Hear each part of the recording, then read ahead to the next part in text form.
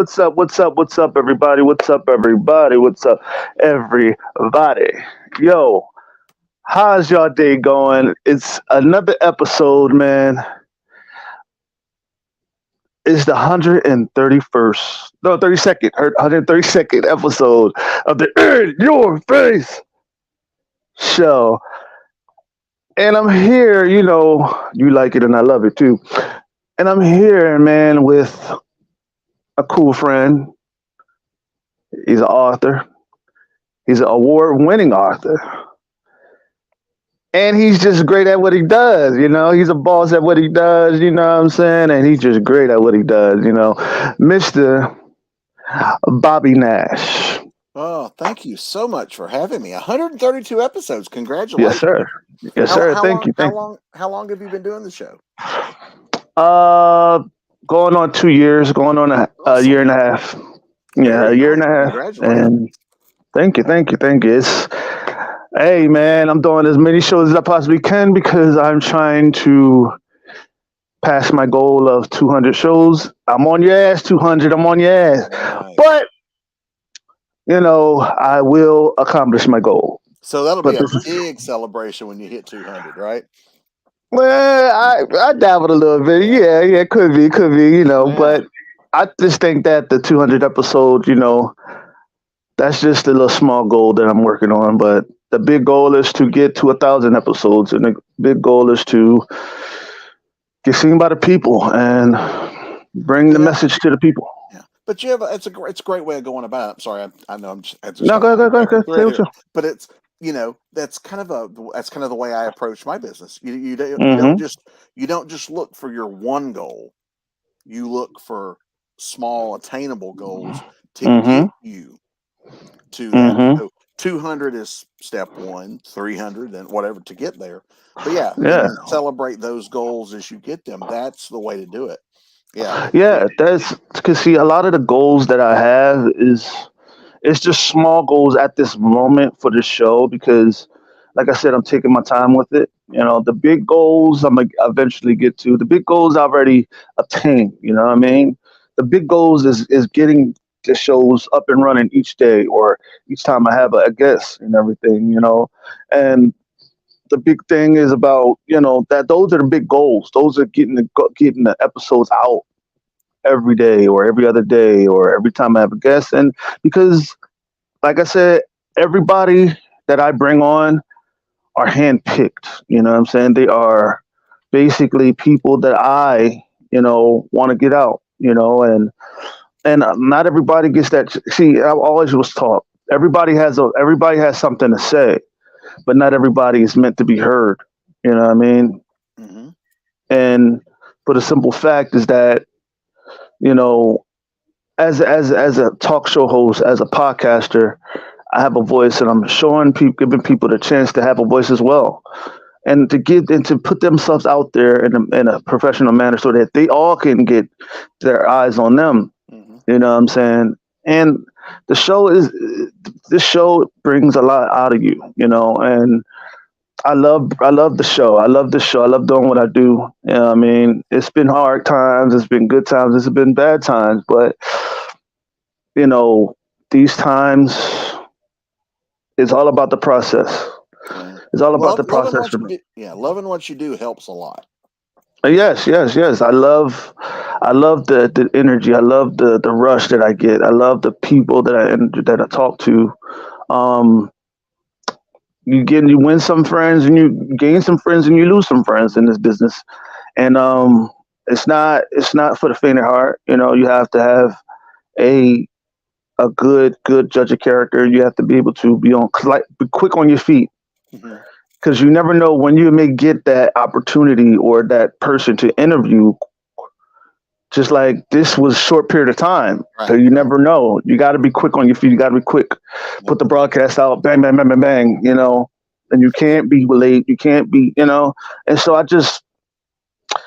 I mastered. I'm mastering a lot of things at once. Hmm. And I just love people. I love showing people just how great I am, and I love just enjoying people's presence. I love the creative community. I've met and made wonderful friends doing either conventions and podcasts or talk shows or just book signing events or just being on just because of what I do, I get to meet people. Mm-hmm. Mm-hmm. I am so often excited by how because you get a lot of creative people together.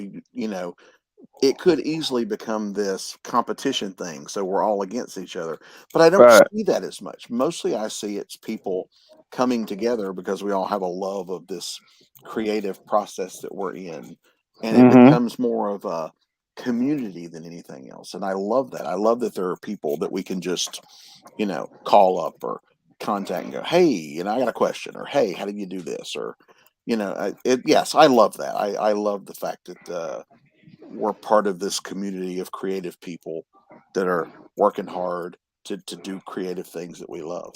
So Well, like I said, it's all about execution. It's all about execution. I meant mhm, it's all about execution, and it's all about putting yourself out there. mhm. Because at the end of the day, you have to be able to withstand and be able to build, on your success. And like I said, especially I'm. especially in this day and age because we're so out there, with Hmm. social media, with videos and all this stuff. It's so easy to do that, but it's also it becomes a little difficult because there's so much of it out there. You have to kind of do things that get you outside of the that get you noticed in the Yeah. noise is the wrong word, but but there's a lot of content and how whatever we have to do to get noticed. And Hmm. that's that one of the hardest things for me to learn doing this, because when I started there was no social media. That's I'm a little Hmm. older, so I started earlier.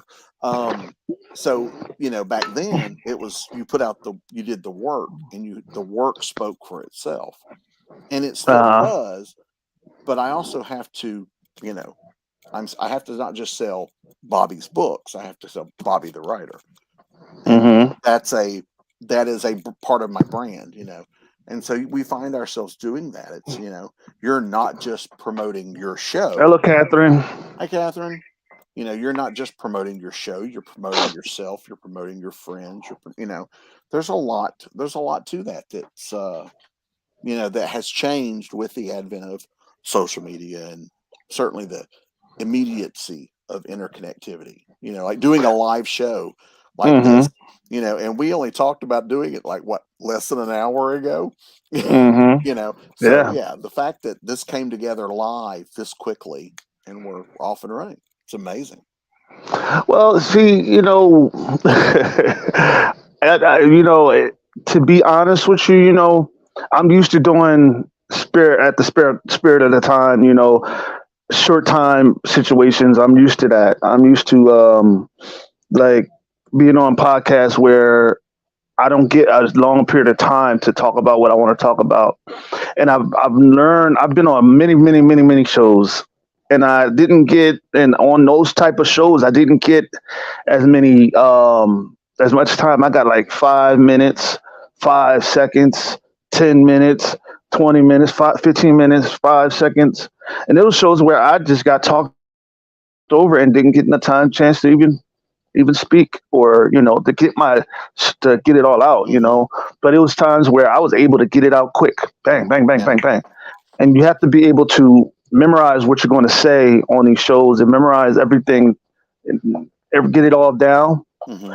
And this all comes natural. This all comes natural. This is like a thing that I love doing. So I don't have a lot of this stuff. I don't have to memorize. It just comes right Yeah. up, bang, bang. Well, And yeah, it took me a minute to get into it when I got started. When I first started, I was very shy, quiet. Doing this job, you had to get over that. I mm-hmm, had to learn how to, no, no, you, part of your job is going out and talking to people. And so I taught myself how to do that, which, took a little bit. But now I do, I've been at this a while now. So I do, it's kind of become second nature to me now to get out and talk to people and do these kind of things. And so, like you said, there's so many things. I've done enough of these now. There's already like there's the prepackaged answers that are already in my head, Mhm. and then there's the Mhm. stuff that just kind of comes off the cuff, So yeah. Yeah, yeah. That's because when you put too much when you put too much what you call that stuff when you put too much structure on certain things, it becomes watered down. And if you put something like it's like putting change on a dog. He's not going to be happy as much. He's not going to be jolly happy dog as much. So Hmm. you know what I'm saying, and to keep the dog from being free, you chain him up.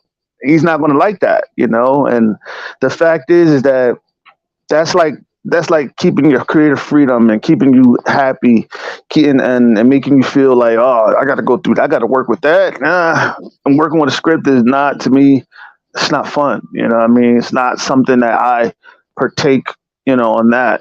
Hmm. But there's some things where you have to use a script, you have to use certain things in order for people to, because you're going to have people that's unprofessional. You're going to Hmm. have people that don't know how to conduct themselves as such, and we have a comment that came in just now. Hmm. My name is Catherine from Germany. As an author, do you get the chance to actively bring your own thoughts in the projects you are working on, or do you strictly follow the script? It's a very good question. Well, I do a little of both. I'm what they call a hybrid author. I do stuff on my own that I created, I own it, it's mine. I have a lot more freedom with those Mm-hmm. characters that I create because who knows them better than me? But I also do work for publishers with either their characters or licensed characters.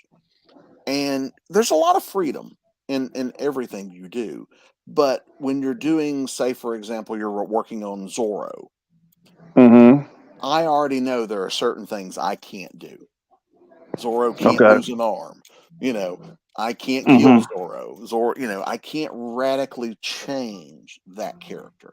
I can tell a story. I, it's like if when you watch an old episode of Star Trek. Mm-hmm. Starts at the beginning of the episode. They're on the bridge. The Enterprise is flying through space. They're happy. Crap happens. There's a problem. We have to solve it. At the end of the episode, they're on the bridge. They're all happy, smiling, and the Enterprise is flying off again. Writing for publishers is a lot like that. I get to play with their toys, but I can't break their toys. So Mm-hmm. I have to give the toys back at the end of the story exactly how I found them. And Right. Right. so that becomes a so when you do those type of things, there are a lot of do's and don'ts that you're given up front. You Mm-hmm. because not only is you're working with a publisher who has their guidelines. If you're doing licensed properties, the people that own those properties who are licensing it to the publisher have a say.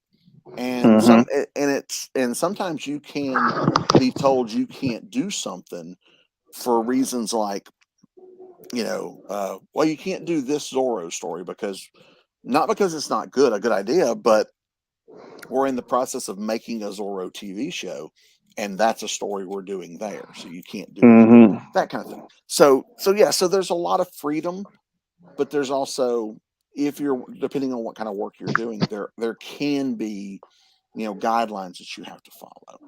Right. Um, Right. Right. right, but most publishers understand they're hiring creative people, so they're not just going, you have to write this exact thing.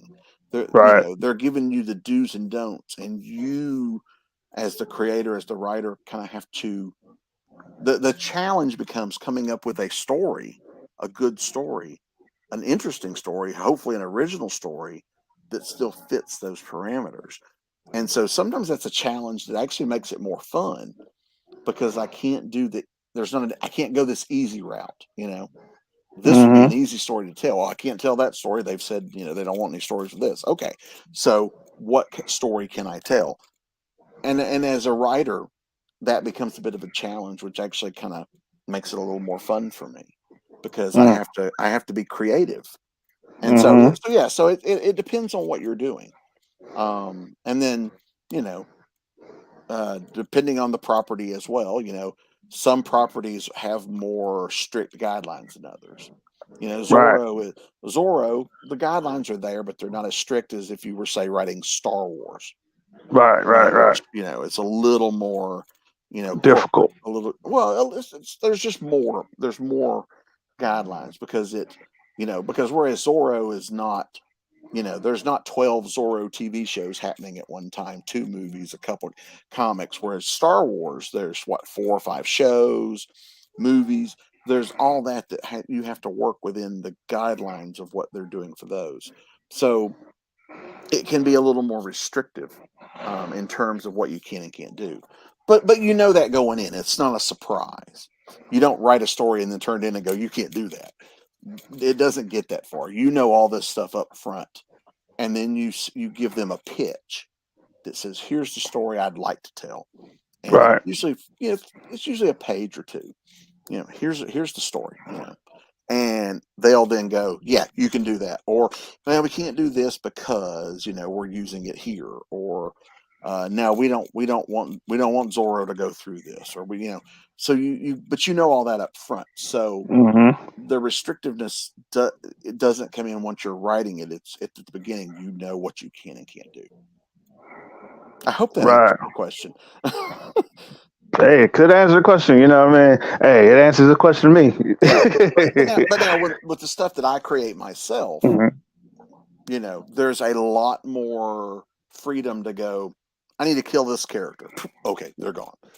Or I need something to happen that comes out of the blue while you're writing it. Because sometimes when you're writing, you get Right. inspiration from while you're writing and go, ooh, I should do this. And with Right. my stuff, I'm more, it's easier for me to follow those little side whatevers or those spur of the moment ideas. With the stuff I do for other publishers, they've already approved the plot, so I can't really, I don't get to deviate from the story I pitch them as much. So, but Right. yeah, but Right. Right. it's a trade off. Like I said, all that going in. Right. Right. So, how much freedom do you do? Do you actually have that goes for both of you? Well, I'll go first. For Oh, my go ahead. freedom, I have a lot of freedom to do what I do because to be honest with you, having the freedom to do what I do is fine. It's good for me because if I don't get the chance to be free and do what I do what I want to do, I'll feel constricted. You know what I'm saying? Where I'm like I'm messing up something. But also too, when it comes to me, I also like to be creative, hands on with that, and be very strong minded on that one situation. And a lot of people don't see it that way. A lot of people or have done it. Okay, a lot of people go to school for this. Me, I don't go to school for this. I've never been to school for none of this stuff that I'm doing. I just learned by just following the process and learn how to do this stuff Mm-hmm. on my own. I didn't learn how to build a podcast and how to use the technology. I just use it, just basically built it off of here, and God taught me all of this stuff. Yep. And to be honest with you, this is a gift. This is not something that I learned to do. This is something that's been given to me, and that's bang comes second nature. Just like, for example, okay, you have a gift of writing, so a lot of stuff that a lot of people that are taught how to write, yours come naturally. Yours come Mm-hmm. like, okay, bang, okay. Some people may have writer's block. You may not have writer's block. You may have like splits times where you're thinking like, and then you be like, I don't know what to write. Okay, then you come out and then be like, dang, okay, I know what to write now. And it may take a Mm-hmm. little time, but it'll come out as perfect as you like it to come out. You know what I'm saying? Yep. And that is what a lot of people don't understand between a gift and you just doing it. Or you're going to school for it. A lot of people go to school for journalism, but a lot of people go to school don't have to go to school for journalism. They just have the gift to do it. It's like basketball. Okay, a lot of people went to a lot of people come out of college to to play ball, right? To go to the NBA, right? But it's a lot of kids that went from high school dunking on people and just flat out great. Kobe Bryant, Hmm. LeBron James, Kevin Garnett, you name it. You know what I mean? And it's just a lot of those people you see don't get that chance to be like that, you know? Hmm. And just you just see how great that is, you know? And you see how amazing and immaculate that is just to come out of nowhere, out of a place of lower level of education and surpassing people that are in college doing it and just go past them and ball and be exciting and be great at it. Come Hmm. on, man. That ain't nothing but God. That's Yeah. nothing but God. I don't care what nobody says. That's nothing but God. He gave you that. Like, and a lot of people go to college, but they don't. Like, a lot of them don't pan out. Yeah. But you know what I mean? Yeah. That's like you're going to college, and I'm learning what I learned by just being taught or just going off of life situations. But you went to college actually to write, or you know what I'm saying? But it's like you know the professional way to do it. You know the all the big how to do it bigger. But I mean, it's coming natural. It's Yeah. coming fast. It's coming. You know what I mean? Yeah. Well, I'm self-taught. I did not go to school for this. I am Exactly. self-taught. I I I've always had an interest in telling in creating stories. It's as a kid, I was an only child until I was 9 when my brother came along, and so for those first 9 years, I was on my own. So imagination played a part, Mm-hmm. and it would start with things like whatever I watched on TV, and I went outside to play. Those things incorporated, Yes, because I watch Star Trek on TV, and I go in my backyard. Okay, this is the planet I'm exploring, and you start coming up with stories, and right, so that, yeah. exact. See that situation. See how you watch something and it gets glued to you, Hmm. and you basically wrote your stories off of that imagination. Right, See, a lot of people. Go ahead. Go ahead. and as you go, Mm-hmm. that's where you improve. You have this you have this gift, and gifts, what you can do with that gift is you improve on it by using it, by doing Mm-hmm. it. You said you learned, like you were saying, you learned a lot. I learned a lot mostly by screwing stuff up, you Mm-hmm. know making a mistake has been an excellent teacher, because okay, don't do that again. Mm-hmm. I've learned that, but I've also learned from watching other people, seeing Mm-hmm. how other professionals do Mm-hmm. the job, how they interact with their fans, how they interact with their peers, how they all that. And I can watch people, and I was going like, okay, these people who I admire, these are I see how they're doing it. Okay, Right. Right. that's professionalism.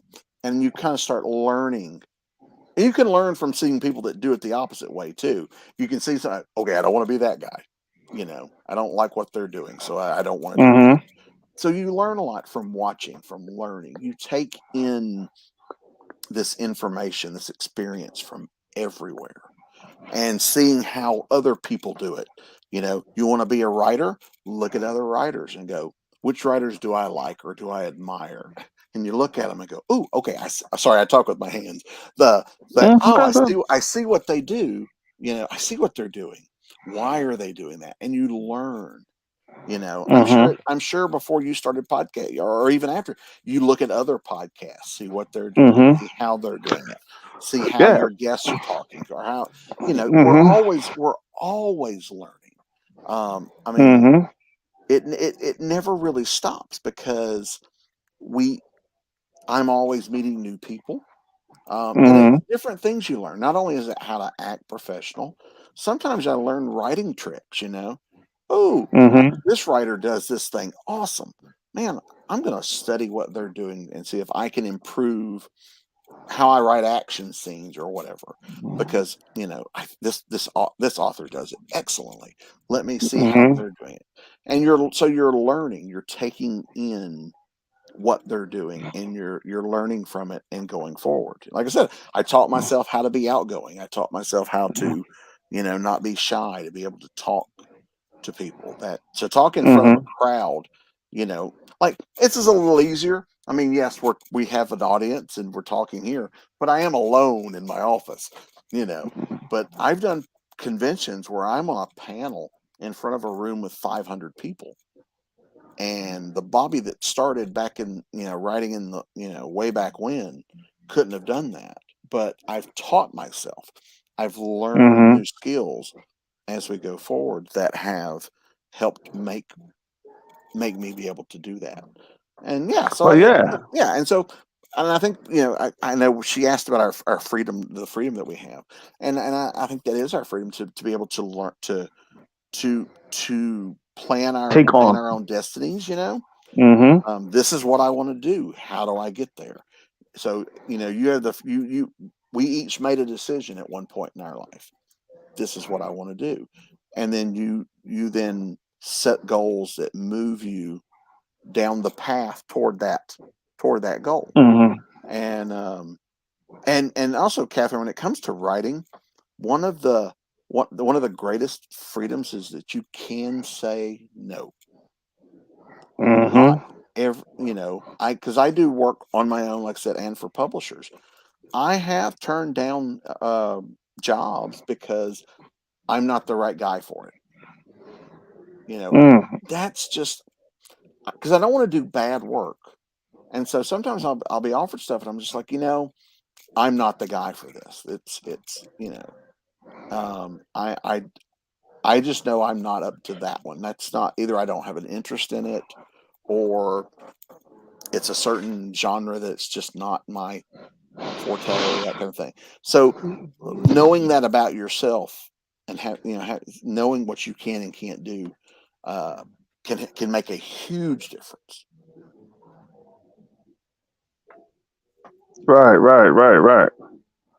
Which is very understandable. You know what I'm Mhm. saying? Because having a eye for talent and all that stuff, being able to be well rounded and watching people. One day, I was sitting down and I was watching.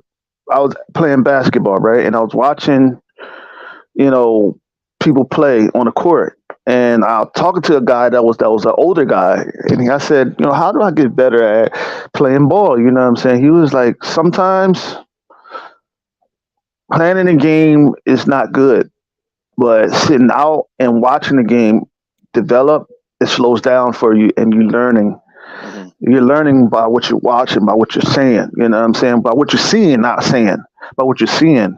And I got better at what I was doing, and I got better at what I did and everything. And I was like, man, that's awesome, because I took what he said and I used it as a way to better myself Mhm. at what I was doing at the time. And man, I thought I was going to go to the NBA. How Mhm. good I was playing, but at the time, I was young, and Yeah. I didn't have everything planned out at the moment of Yeah. what I wanted, and Well, and so. and and a plan. I mean, plans are great. I love making plans, but I also have learned that you don't have to stick to the plan. Plans Mhm. can change. You know, Mhm. I've had plans that I'm down the road on this planned, path, and I go, this is not working. And you stop, re-examine, and go, okay, I'm on the wrong path. My plan was flawed, Mhm. or my plan needs to adjust. And it's not Mhm. just, and there are many reasons for that. The world is an ever evolving place. Look at what Mhm. we're doing here over StreamYard. 10 years ago, this was not a thing, you Mhm. It know, wasn't a thing. It couldn't be right. done. So as technologies advance, sometimes we have to advance our plan to match, Mhm. because these things impact not only the promotion part, which is kind of what we're doing here, the commission Mhm. or the outreach, but it's also, you know, I deal with a lot of publishers and editors this way. I Mhm. talk, so we're discussing stories and what we're going to do this way. There's a lot of these kind of tools that come in handy, and so Mhm. that changes the things. Comic book artists for decades, they would draw their pages. They had to put them in FedEx packages, mail them, pray to God they got there in one piece because that Mm. didn't always happen. Or they either got lost or would get there destroyed and have to be redone. That's a thing of the past. Technology has made it now where they scan it, email it, the publisher downloads it, we're good to go.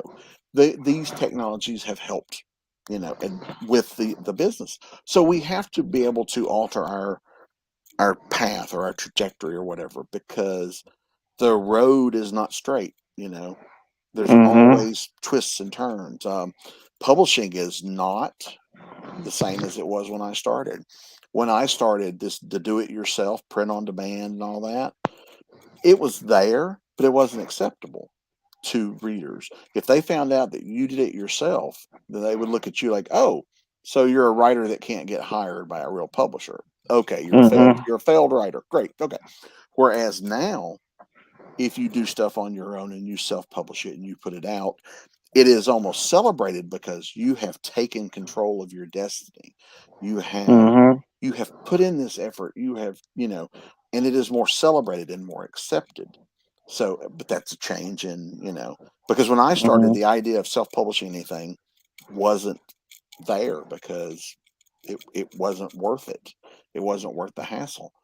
Plus, it hurt your credibility at the time. Whereas now, it's something to be celebrated that you've taken on this thing. I've become writing has become a small business, which I wish I had known, had I been able to see the future back in 1989 when I went to college.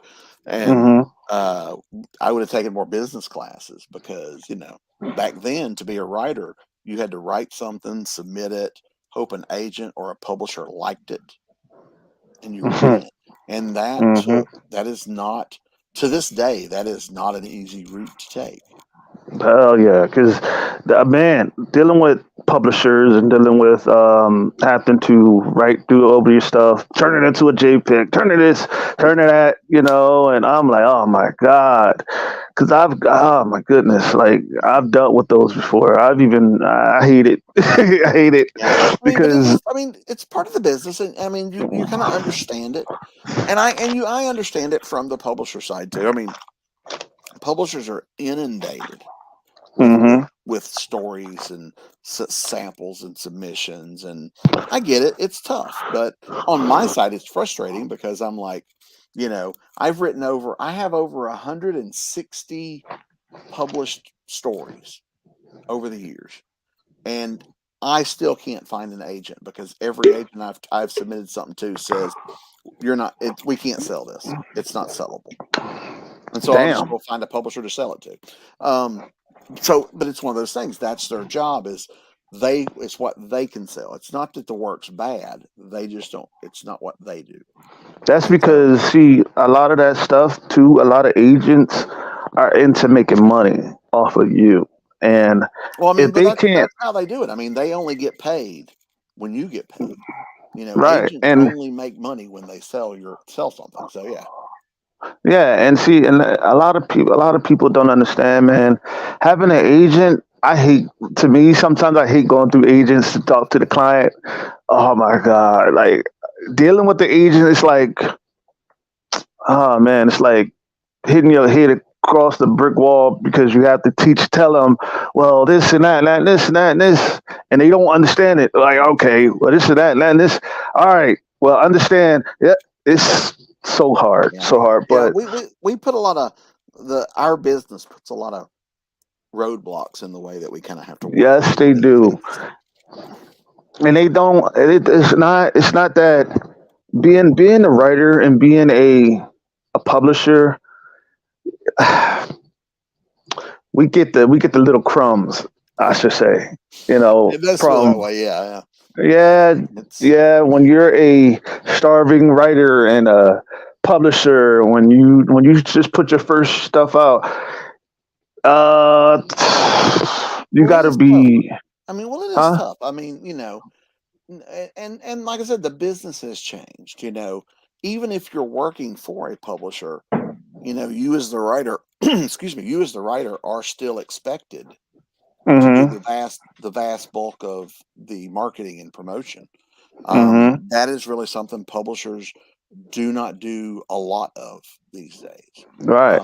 Even the big publishers don't really promote it a lot. So Right. we're doing, we're so as creative people, I've had to learn how to write press releases. I've had to cultivate lists of places to send said press releases. I do my own newsletter. I keep my own website. I'm a one man band on my end of things. Mm-hmm. And So, so yeah, so there's a lot of work there, but there's a lot of stuff, like when I started, I was naive enough to think all I gotta do is write and I'm done. And that no. is not the Mm-mm. case. Yeah. See, and that's what a lot of people get it messed up, man. Because then you got to do the business side of things now. See, when you're by yourself, you have to do the business side, and that's hard because a lot of people don't know how to or not don't know how to conduct themselves business and as a businessman or woman. And see, that's what messes up a lot of people in this business because they'll think, "Oh, I'm just a writer," With Hmm. people who don't have the mindset of a businessman and a woman, they need agents, they need managers to Well, manage that but stuff. but even then, you still kind of have to learn it. I mean, and I learned most of it from doing it because like I said, there's two parts of your brain. There's the creative side that just wants to do the creation stuff. You just want to write. You just want to draw. You just want to do that. But then there's the business side that says, "Well, great. If we don't put it in front of people, you know, you've still got Hmm. bills to pay this month." So you have to you have to develop that as part of your business. My day is very much split between writing and other things. Like today, for example, I went out with my dad today for a bit. We were gone a few hours. I came home. I was doing a little bit of work. Um, I haven't done any writing yet today. It's after 7 p.m. my time here. I have not done any writing yet today. I've done some other work, and then we were talking. So this is part of my work, but I haven't actually Hmm. written anything yet. So after we get finished and I fix myself some dinner, it'll be back in the office because I still need to get some words written today. So you have Right. to kind of schedule it. One of the one of the greatest things that I discovered when I started to write, it took me a while. With my writing, this is one of the things that helped me. When I before I was published, and I was writing was a hobby. I wrote when I felt like it. I created when Hmm. I felt like it, and that was fine. When it became my job, and like any job, as soon as it becomes your job, you start looking for reasons not to do your job. I think we all are Hmm. aligned that way. You know what? I love writing, but my God, there are days where I do not want to do it. Hmm. But Yeah. yeah, so I had to teach myself, if you want this to be your job, then you have to treat it like Like a it's your job. that But means then I'm in see, the office. Yeah. it's been times too where you actually I don't want to do it. I don't. Mhm. It's times where I don't even want to do the show, Yeah. man. Well, and But we have to give ourselves time off. That happens. mm, The but the when you don't want to do certain stuff like this, right? It's crazy, but once you actually do it when you don't want to do it, you actually do your best work when you mhm. don't want to do it. And I've done some of the most coolest, wrote some of the most greatest stories when I didn't want to write for that day. But I get what you're saying. I get That exactly what gig you're talking about. I took because my friend asked me to do it that I didn't really want to do. I did that one. Oh, that's the book that wins all the awards, or Yeah, right, right. So, and that's happened to me before. I got all right. a friend of mine pitched an idea. we just say he said something off the cuff to a publisher, and the publisher says, "I love it, do it." And my friend Sean was like, "I'll only do it if Bobby does it with me, and we'll create it together." And I'm like, "I don't want to do that. I don't have time for that. I don't want to do it." And I let Sean talk me into it, and it turned out to be one of the greater experiences. It's a fond memory of the two of us just sitting and coming up with these characters and their world and all that stuff. And so it was a great experience, but it wasn't one I wanted to do. But once I was in it, I'm fine.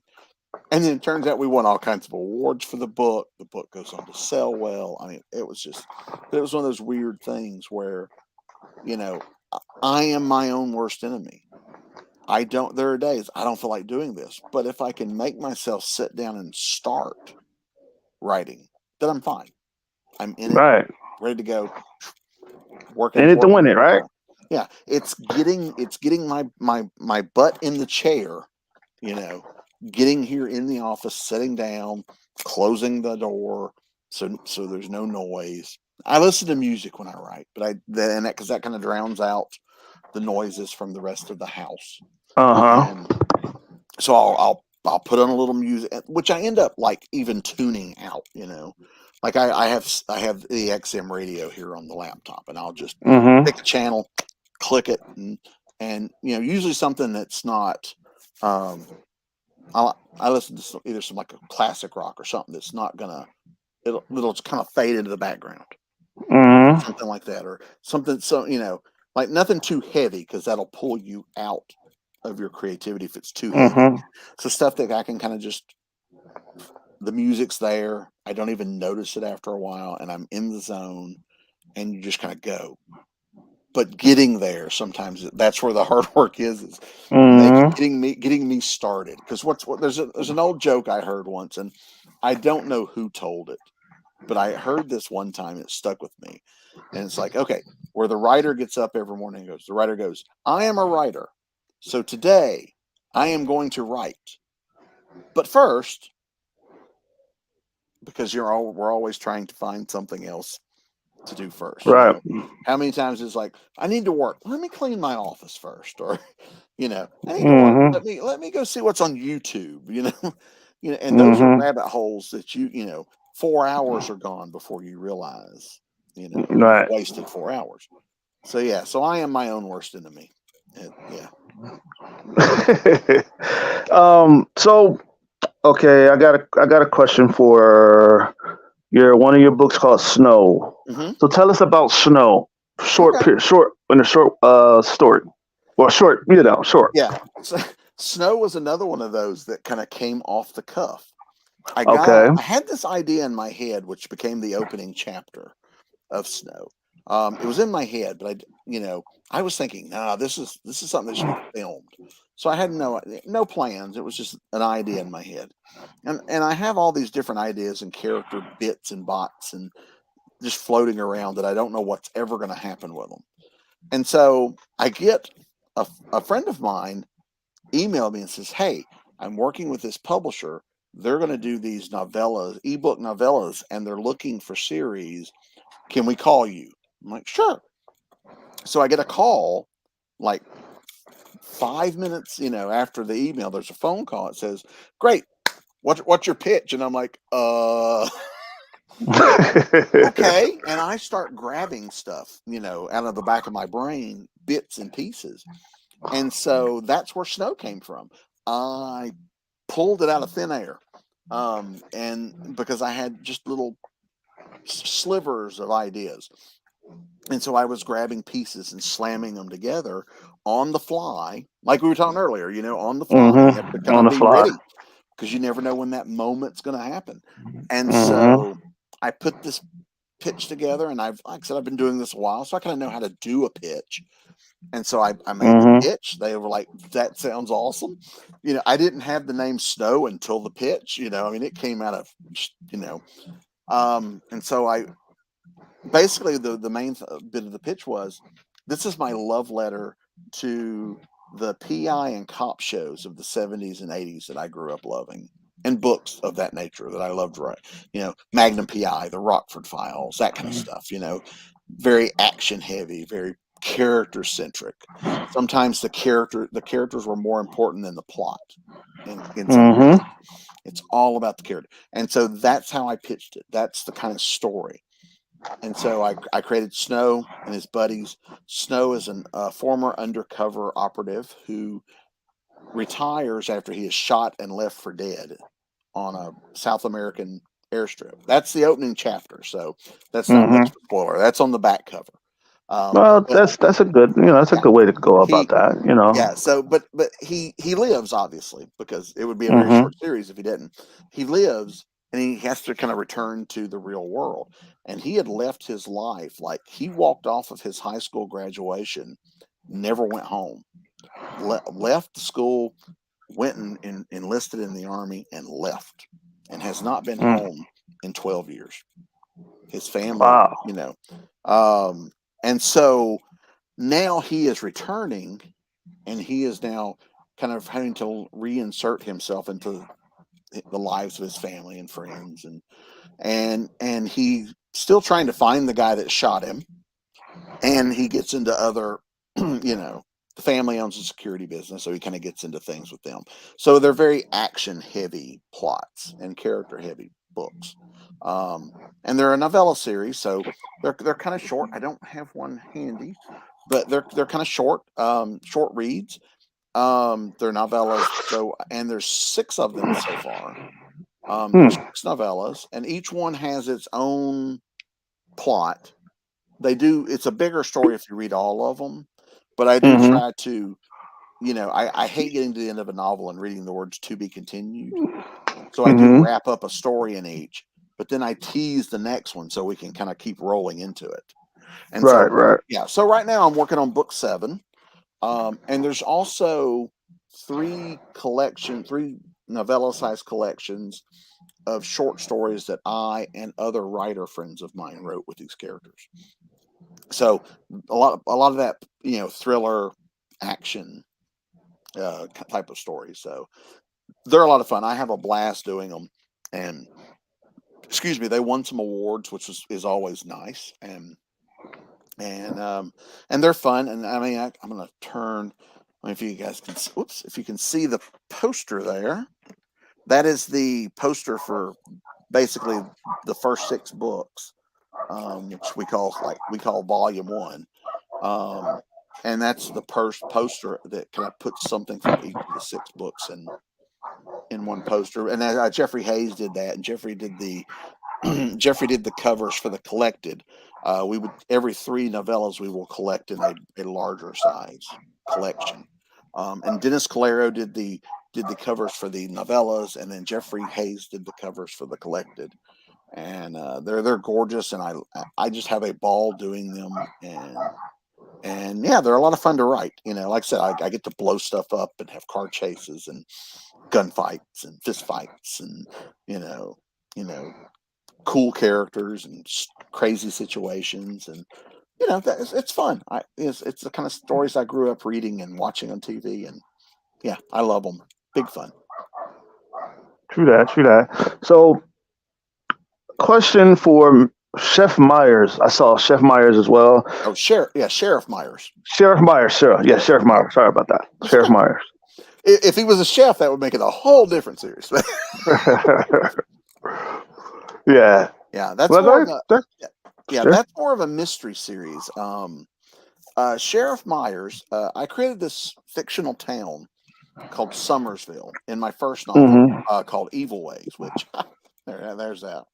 Evil Ways was my very first published novel, and so the story takes place in this fictional town, and Tom Myers is the sheriff of this town. He is not the star of Evil Ways, but he's like a third tier character.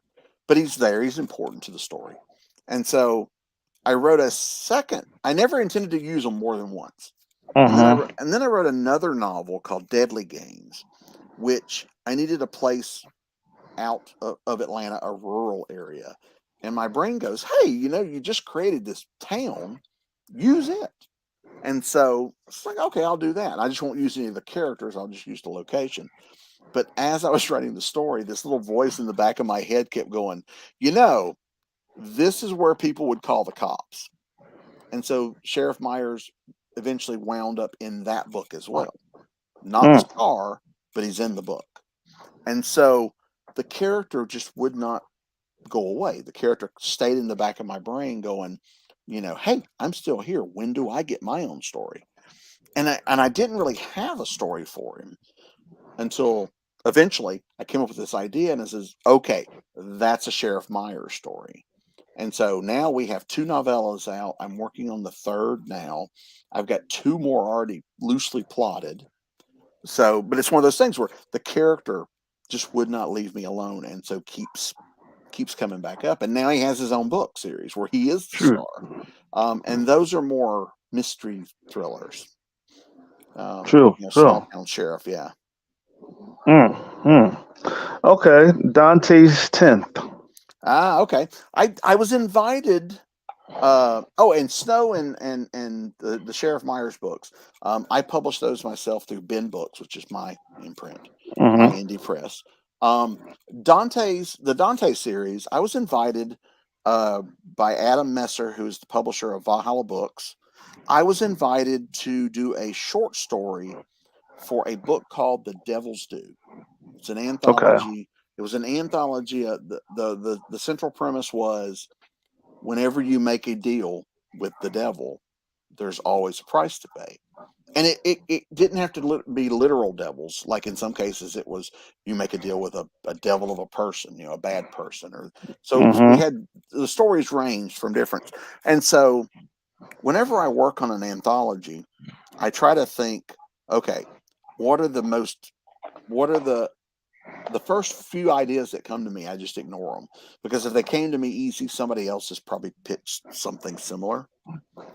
And so in the process, I pitched. I says, "Hey, we're gonna, during this old west town, you know, Mm-hmm.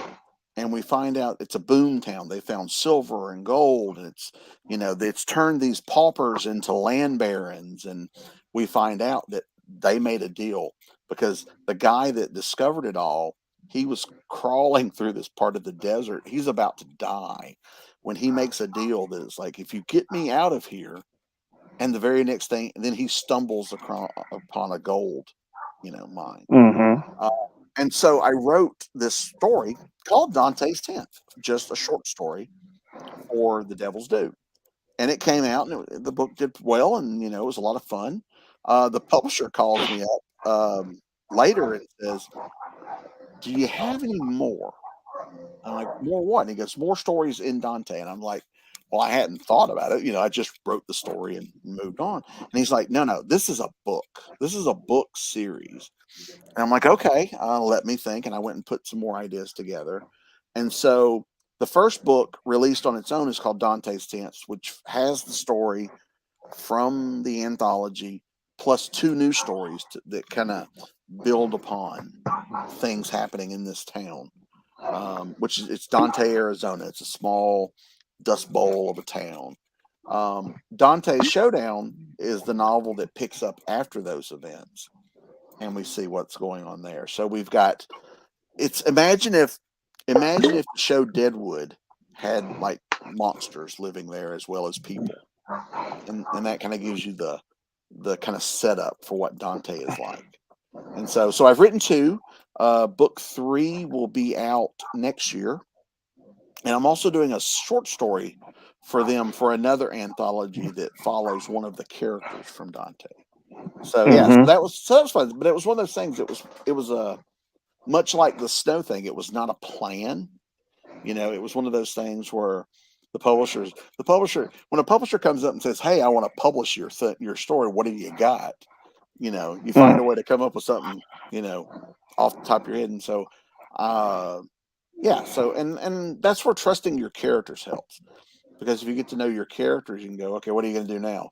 And they'll tell you most of the time. So that's what that's how the Dante books came about, was because the short story, they liked the short story, and we just kind of built from there. And it's a lot of fun. It's I love a good western, but I also love monsters and the supernatural, and humans versus monsters and that kind of stuff is fun to write. And so putting those two things together was a lot of fun, and yeah, I'm having a ball with it. So book 3 should be out sometime spring of next year. So Okay, okay. So tell us about Dante's Showdown. well, that's the second book. That's it picks up on the events of after Dante's 10th. Because it came from the Devil's Due. It was about repaying the debt they owe. Okay, And okay. in the short story, this is a bit of a spoiler, but in the short story, something happens where the debt is not paid. In Dante's Showdown, we see them making a new bargain to pay to rectify not paying the debt, because the creature, this otherworldly creature that they made the bargain with, could just swallow the town up whole. So they make a new deal, but the people who stopped the first deal are still actively trying to stop the second deal. So it becomes this little showdown of, the some this one side is like, no, no, we want to take our town back. We don't want these monsters, and they're not all humans. I mean, there are good guy monsters, bad guy monsters, good guy humans, bad guy humans, and so there's this showdown and sides. People with plans and people with schemes, and so they're at cross purposes. So all that's going on, and then of course we blow a bunch of stuff up and we fight. Right, It's that kind of pulpy type of book. So there's a lot of action and a lot of things like that. So I'm pretty excited. I don't have the title nailed down for the third one yet, but they'll always be Dante's something. right, right, right. Like right You now, know, I have Dante's War. I think is my working title, but I can't guarantee you it'll stay that, because sometimes as you write, things will happen in the book where it changes your idea of what the title should be, or right, yeah. right, So sometimes that happens, and so yeah, so I can't guarantee it'll be called Dante's War, but yeah, the story will progress, after right, what right. happens at the end of the second one. Yeah. That's a good thing about that. To keep yourself from being able to keeping yourself from being able to see being able keeping yourself to be able to see you know past other issues, you know what I'm saying, Mhm. and being able to do those issues that you've done, that helps a lot with your audience, because they get to, as you're telling your audience about Dante's 10th and Showdown, I'm quite sure they know about those, but you're Mhm. giving them insight for book Yeah. 3 and 4. And Yeah, that's what I plus do. yeah, and plus I get to, I'm very fortunate. I get to play in multiple genres. Mhm. I get to write my crime thrillers, and I get to write my mysteries, and I get to write this horror. And I'm doing another series that's for another publisher called Hunter Houston Horror Hunter, which is a comedy horror. Or I'm doing Zorro, which is more swashbuckler, or Kolchak, which is straight up horror. So I get to play. I get to play in all of these. I just finished a comic script a couple of days ago for a superhero story. Mhm. So I get to play in different sandboxes. I've been very fortunate, because sometimes if sometimes you kind of get pigeonholed, Mhm. and especially if you become super, successful. There's a Right. reason. There's a reason Stephen King had to write under a pen name when he wanted to write something other than horror, because his True that. publishers were like, no, no, you do horror. And so, Mhm. um, but I've been fortunate because I'm not at that level, where I can do multiple genres, and the fan base follows me to some of them don't, like the crime fans. If they're not a horror fan, they still read the crime, but I'm lucky I can do that. And so far I haven't written anything under a pen name. I'm thinking about it. I have an idea for something that's different enough from what I do. I'm thinking about trying it under a pen name to see what happens, but it's still in the early stages. Very understandable. Very understandable. Um, um, man, what was your greatest accomplishment while doing all of these projects? What was the most greatest accomplishment? And that'll be the last question for the show. Oh, greatest accomplishment. Well, I would say, yeah, getting published was a big one. But from a personal standpoint, when my parents started to take it seriously. When I was Mm, younger, my parents looked upon what I was doing as foolishness at best. That it was, he'll grow out of that, it wasn't feasible, basically. It Right. wasn't. It was, oh, this is foolishness. You go get a job, you go work at a corporation or, which I did, but, I still kept doing this and was sinking, money into hiring artists for the comics and do all this stuff, but my parents really did not understand it until one point they did. And then it was almost like this amazing shift to where they went from you're wasting your time to, oh my God, you should read my son's book. There was a shift, and that made me start feeling better about it because they almost made me feel ashamed of it early on because this constant you're wasting your time, this is foolishness.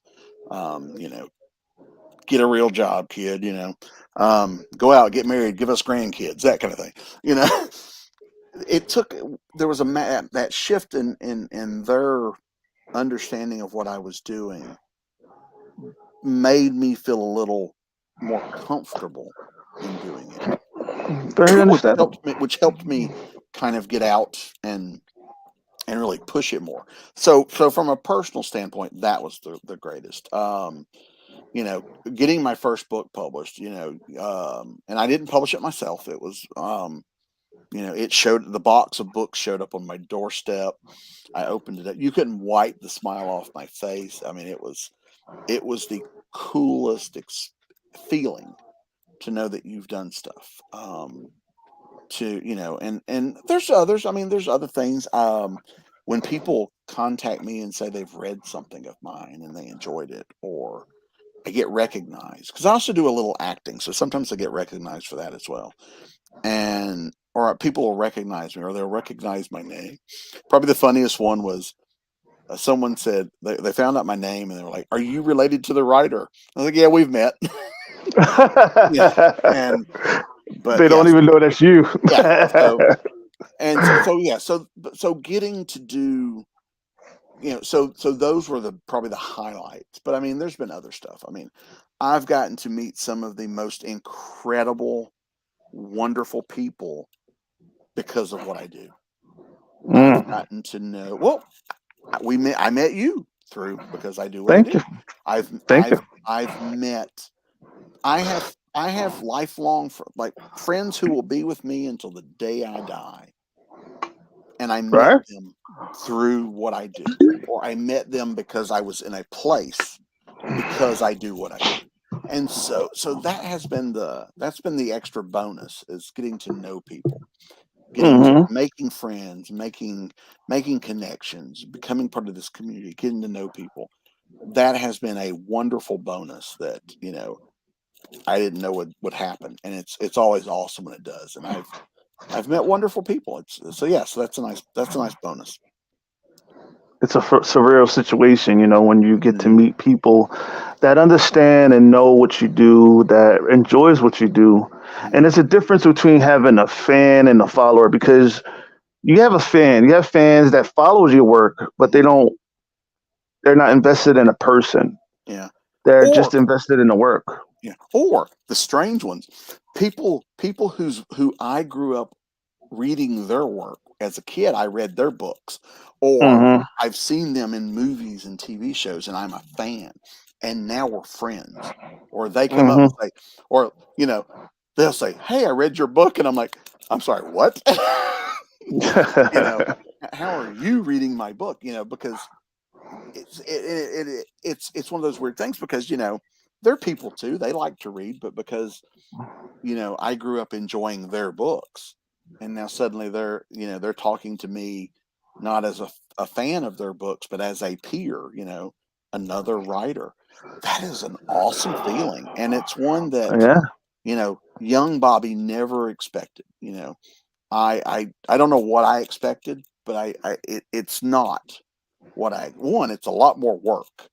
We talked about, that earlier. It's like, what you see of the work and how much is really there. I mean, like, to do this hour podcast, you've spent more than an hour on it. You do stuff before, you'll do stuff after the promotion and all that. So it's a lot of long hours. I'm in a room by myself. So I don't see very many people during the week, when I'm very working. understanding. And so Yeah. I'm, so when I do things like conventions or go to bookstores or whatever, oh my God, it's like a holiday, because I get people. I get to talk to people, and people who, like to talk about this, because I can't. My family they don't really, How do you do? hey, but my family doesn't really care about this. I mean, that's the wrong way to say it. They care, but it's not their thing. So if I if I go talk to my dad about, oh man, the writing's tough, I'm having trouble doing it, he doesn't care. But I have writer friends now, I can go, it's like, oh my God, I'm having so much trouble with this story. This is not working. And they're like, oh, I feel you. I'm having this problem.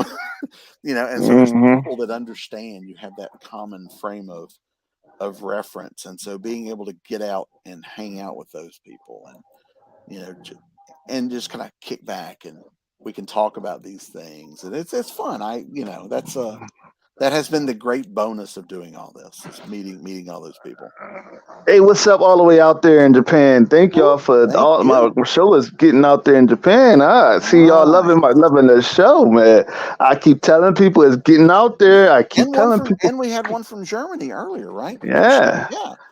Yeah, So that's Catherine. And hey, Miss, hey, sir, or Miss, that's from Japan. Would you please like and subscribe to the channel and share it out with your peers, share it out with your people that would love to maybe chime into all of the festivities and all of the show. Hey, I have a show at 8:30 tonight. Tune in with Miss yeah, Thomas Edward. very nice. Also, please like and subscribe to the channel, all that's watching, and share it out to the people so that everybody can get a piece of the in your face, so everybody can enjoy the show. And, if you're ready, come on. If you're ready to have your story heard, come on and enjoy the show. Come on, and I'll make sure you have a blast. I'll make sure that you get heard. I'll make sure you have eyes on you as much as possible. Hey, it's been well. This is the In Your Face show, and we out. Peace. Thank you, Catherine.